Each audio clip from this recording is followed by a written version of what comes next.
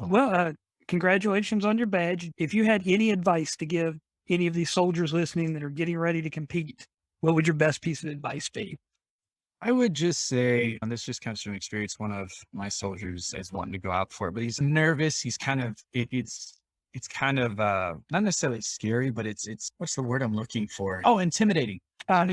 He's very intimidated by it, but I kind of reiterated, like, if I can do it, you can too. You just have to take a moment and forget about the whole, like, trying to do it faster than anybody else, trying to do it better than anybody. Just take a pause, make sure that everything is good, and just don't don't get too caught up in all the details. Yes, it's very detail oriented, but try to figure out a way to make things as simple as possible. Because I don't know about anybody else, but with me, I get caught up and I get drowned in all the details because I'm trying to remember every single detail, but at the fullest extent of the detail. Like I said, for lack of better words, like each detail is an iceberg. I want to know Yep. what's under the water. But if all you have to know is the tip to get through, then that's all you need to know. But just take a pause and really just enjoy the experience. Because when you're enjoying the experience, when you get to learn your battle buddies, you get to learn the process, you talk to the graders, you kind of experience everything, things start to make more sense when you start asking, like, well, why are we doing it like this? Oh, okay, so that makes sense why we waited until 15 minutes after the chest wound, and that's why he went into that decompensation.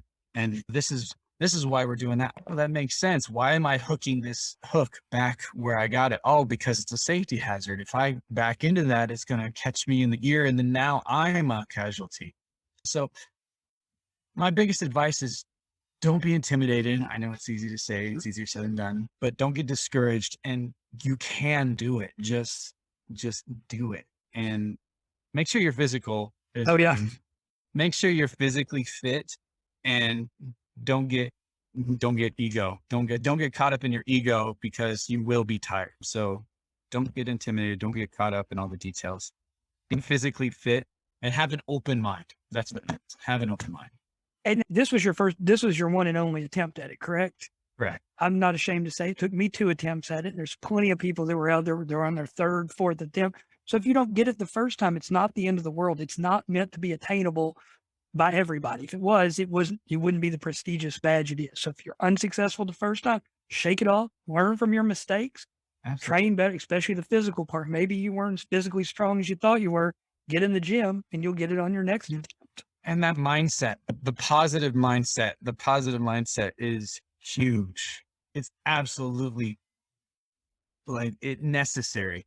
Because again, like you said, some of the soldiers were just, once they got down, they went in that kind of spiral and they were out before you know it. Keeping that positive mindset. You mess up once in standardization, that's fine. Screw it. Move on.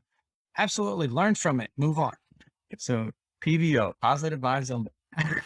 Well, I want to thank you again. My guest was Dr. Paul Geuy. You can find him on his TikTok, and I believe your Instagram is the exact same. It's Swole, SWOLE DDS. Is that correct? Swole DDS on TikTok and Instagram.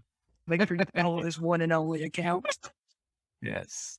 All right. It was a pleasure being here. I appreciate you having me on. Thank you very much. If anyone you know wants to share their story about military medicine, reach out to me at careunderfire68w@gmail.com or on Instagram at care_under_fire_. I hope you all follow along as my podcast grows.